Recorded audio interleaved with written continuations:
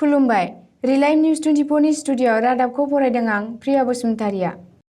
बिटिसिनि गोदान मावफुं आफादनि समायखिरा लानाय हाबाफारिया कक्राझार बड'फा नोगोरनि ग्रिनफिल्डआव गाजा गोमजायै दिनै खुंफुंजायो।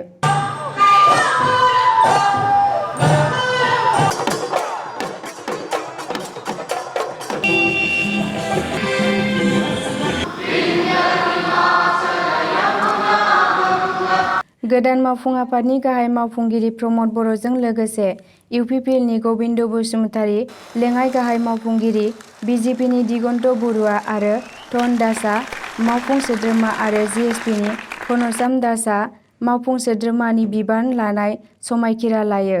समायखिरा लानायखौ आसामनि चिफ सेक्रेटारि जिष्णु बरुवाया फरायहोयो। आं प्रमद बर' अबं गसाइनि मुङाव समायखिरा लानानै बुङोदि आङो संबिजिरखौ सैथोयै फोथायगोन आरो गनायगोन आरो बड'लेण्ड हायुङारि गौथुमनि गाहाय मावफुं सोद्रोमा महरै आंनि मावनो गोनां हाबाफारिफोरखौ गोसो होनानै आरो संबिजिरनि राहा बायदियै सुबुंनो सैथो बानजायनाय होनो थाखाय अननाय मोजां मोननाय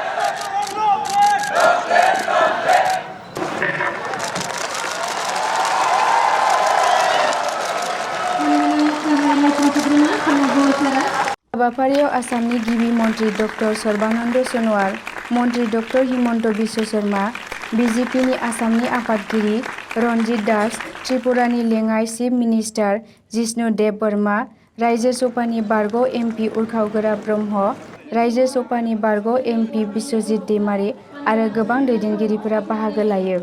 मख'नो गोनांदि बिटिसिनि चिफ प्रमद बर'आ दिनै बिबान लानो समायखिरा लानायनि सिगाङावनो दतमानि थुलुंगाफुरियाव बड'फा इउएन ब्रह्मनो मान बावहोयो आरो बड'फानि आदर्शजों बर' हारि आरो बिटिसिनि जौगाखांनायनि हाबा मावलांनो होननानै बुङो।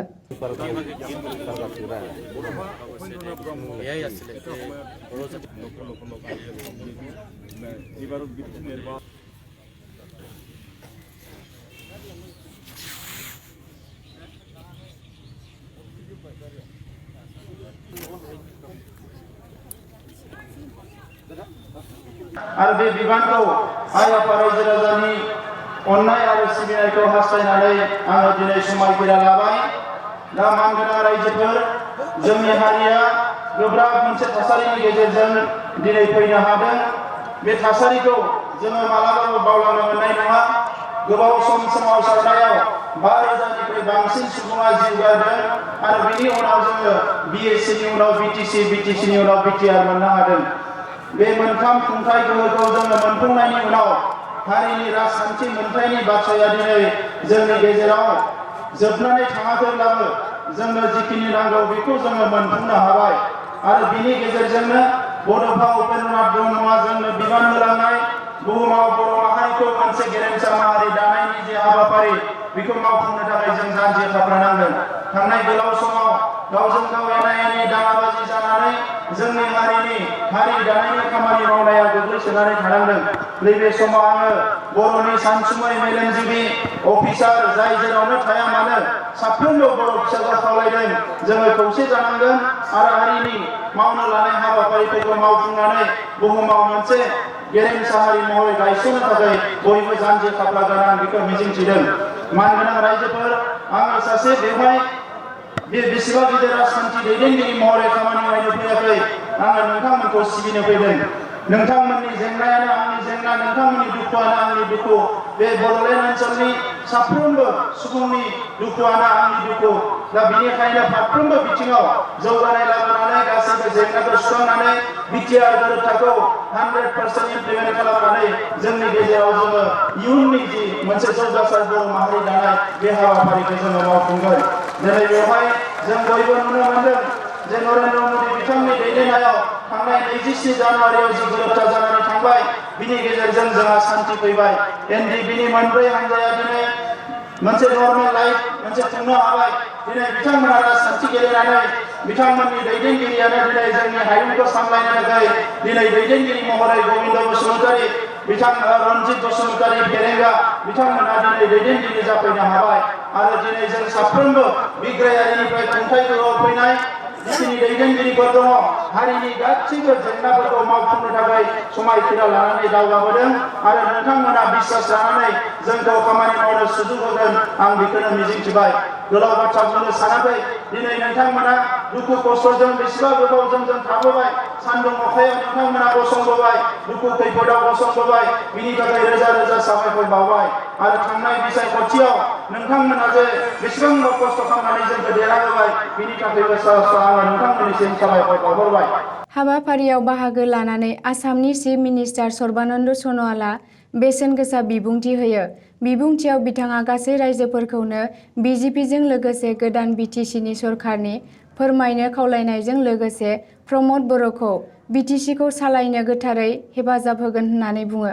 আজি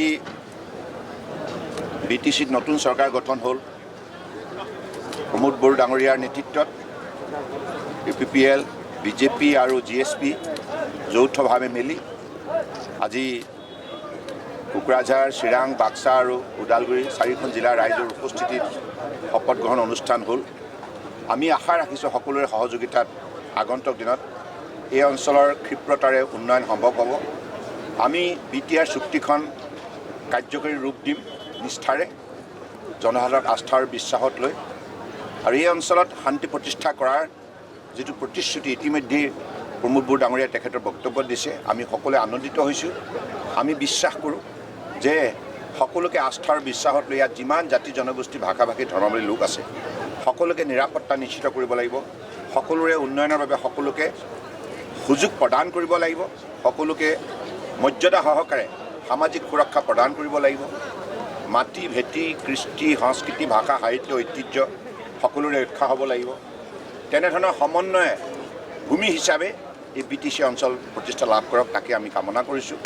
आसामनि रांखान्थियारि मन्त्रि डक्टर हिमन्त बिश्व शर्माया बिबुंथियाव NDFB-नो रिहेबिलिटेसननि थाखाय 60 कौटि रांखौ दिनै बिटिसिनो हगारबाय होननानै बुंनायजों लोगोसे जौगाखांनायनि गोबां बाथ्रा रायखाङो।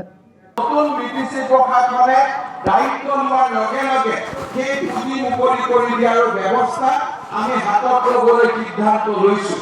আজি ৰাতিপুৱা আমি ইয়ালৈ অহাৰ আগে আগে NDFB কেডাৰসকলৰ আত্মসংস্থাপনৰ বাবে আমাৰ ৰাজ্য চৰকাৰে 60 কোটি টকা আজি ৰাতিপুৱা মুকলি কৰি দিছে যাতে NDFB কেডাৰসকলৰ ৰিহেবিলিটেশ্যনৰ ক্ষেত্ৰত আমি পূৰ্ণদমে আগুৱাই যাব পাৰোঁ।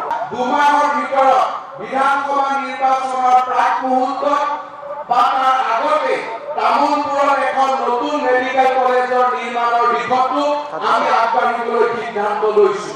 এক কথা ক'বলৈ গ'লে বিটিচিলৈ উদাৰ সাহায্য আগবঢ়োৱাৰ সমান্তৰালভাৱে আমি ৰাজ্য চৰকাৰখনেও বিটিচিৰ সৰ্বাংগীন উন্নয়নৰ বাবে আমি বিটিচি প্ৰধান প্ৰমোদ বড়ো ডাঙৰীয়াৰ লগত সম্পূৰ্ণ সহযোগিতাৰে আমি আগবাঢ়ি যাবলৈ সিদ্ধান্ত লৈছোঁ। এই সফলতাটো উদযাপনৰ নহয়, দায়িত্বটো বুজি লোৱাৰ এটা সময় এতিয়া। এই দায়িত্বটো পালন কৰি যাব লাগিব আৰু দায়িত্ব বুলি ক'লে BTR চুক্তিটো সম্পূৰ্ণভাৱে ৰূপায়ণ কৰিব লাগিব আৰু যিবিলাক প্ৰতিশ্ৰুতি আমি ৰাখিছোঁ অকল উদযাপনৰ দ্বাৰা দি নহ'ব। এই দায়িত্বটো আজিৰ পৰাই মানে নিষ্ঠাৰে পালন কৰি যোৱাৰ এটা সময় আহি পৰিছে। दिनै रायजो राजाफ्रा आंनो मोनसे बिबान होदों थांनाय गोलाव सम सोमावसारनायाव जोंनि माहारिनि सुबुंफोरनि रैखाथिनि थाखाय माहारिनि सुबुंफोरनि थार बिजिरनाय मोननायनि थाखाय जों गोलाव सम सोमावसारबाय आरो बे सोमावसारनायाव 5,000निख्रुइ बांसिन सुबुङा जिउ गारनांबाय। बे सोमावसारनायाव गोबां जोंनि न'खरफ्रा धंस जाबाय। दा बेफोरखौ गासैखौबो बिखायाव लानानै जोङो सोमावसारदोंमोन आरो बे सोमावसारनाया जोबनायनि उनाव जोङो दिनै मोनसे मोजां सोलायनाय मोनसे मोनदों आरो बेवहाय बे BTR जि खुंथाय जों मोननो हाबाय बेखौ सामलायनायनि गोहोखौ जोङो दिनै आखायाव मोनदों। दा आङो रायजो राजाफोरनि सिगाङाव बेखौनो बुंनो सानो कि जेबो गोनो गोथो जानो नाङा। BJPआ जोंखौ मन'गोन, BJPआ जोंखौ गाग्लोबगोन बायदिसिना खोथाफोरखौ मानसिफ्रा बुंनो नागिरो। थांनाय 5 बोसोरावबो BJP आरो BPF जों एलायन्स गभर्नमेन्ट सोलिदोंमोन आरो दा नैबे काउन्सिलाव BJP आरो UPPL नि मोनसे एलायन्स गभर्नमेन्ट बेयाव सोलिनो थांगासिनो दङ आरो जोङो स्पष्ट थांनाय 2003 मायथाइयाव जेला बिटिसि गोरोबथा जायो बै समावबो एनडिए नि गभर्नमेन्टमोन बिजेपि लेड आरो 2020 मायथाइयाव जेला बिटिआर गोरोबथाया जायो बे समावबो एनडिए लेड बिजेपि गभर्नमेन्ट दङ दा बिनिखायनो बिथांमोना जोंनि सायाव जे मोनसे सिम्पाथि दङ जोङो बेखौ बुंनो हायो आरो नैबे समाव जोङो जोबोद गोख्रोङै जोङो बेखौनो दिनै हारिनि थाखाय खामानि मावनो ओंखारदों जिखिनि 30-40 बोसोराव मावनो हायाखै बे खामानिफोरखौ मावफुंनो ओंखारदों सोरबाया साननो हानाय कि बेवहाय मालायनि सरकार जागोन बायदिसिना दिनै बयबो नुनो मोनदों कि नैबे सरकाराव सिबाबो जोंनि हारिनिनो डिपुटि सिबाबो जोंनि हारिनिनो आरो जोंनि हारिनिनो माखासे इएमआ बेवहाय जायगा मोनगोन दा बे गासैखौबो लानानै जोंनि ओनसोलनि जौगानाय जोंनि ओनसोलनि बायदिसिना जेंनाफोरखौ सुस्रांनायनि थाखाय जोङो गोख्रोङै हाबा मावगोन आङो मिजिंथिदों जोंनि माहारिनि गासैबो सानसुमै मेलेमजिबि बयबो जोंखौ मदद खालामगोन जोंनि माहारि आफाद बर' थुनलाइ आफाद बर' फरायसा आफाद आइजो अनसाय आफाद गुबुन गुबुन आफादफ्राबो जोंखौ मदद होगोन जोंनि धोरोम आफाद बाथौ ब्रह्म ख्रिस्टान जेसेबां दङ गासैबो धोरोम आफादा जोंखौ मदद होगोन दा गासैनिबो मदद लानानै फैगौ 5 बोसोराव जोङो मोनसे गेरेमसा हारि दानायनि जि एजेन्डा बेखौ आगानसेबाबो आवगायलांनो हागोन आं बेखौ मिजिंथिदों आरो बे समाव बड'फा उपेन्द्रनाथ ब्रह्म आरो गासैबो मुंख्लंफोरनिसिम आङो नोंथांमोननि चेनेलनि गेजेरजों खुलुमहरनाय जाबाय आरो बे मोजां सानखौ मोजाङैनो मोजां बाहायलांनायाव बिटिसिनि चिफ बारग' चिफ हाग्रामा महिलारि आरो बिथांनि जिखिनि बिबानगिरिफोर दङ दैदेनगिरिफोर दङ बिथांमोनाबो जोंखौ मदद खालामगोन बे गासैखौबो मिजिंथिनानै आं नोंथांमोननि सिगाङाव बेखिनिखौनो बुंनाय जाबाय केम्पास फ्रन्ट अफ इन्डियानि गाहाय नेहाथारि रौफ शरीफखौ एनफर्समेन्ट डिपार्टमेन्टआ एरेस्ट खालामनायनि हेंथायै केम्पास फ्रन्ट अफ इन्डियानि मावफारियाफोरा धरना होदों।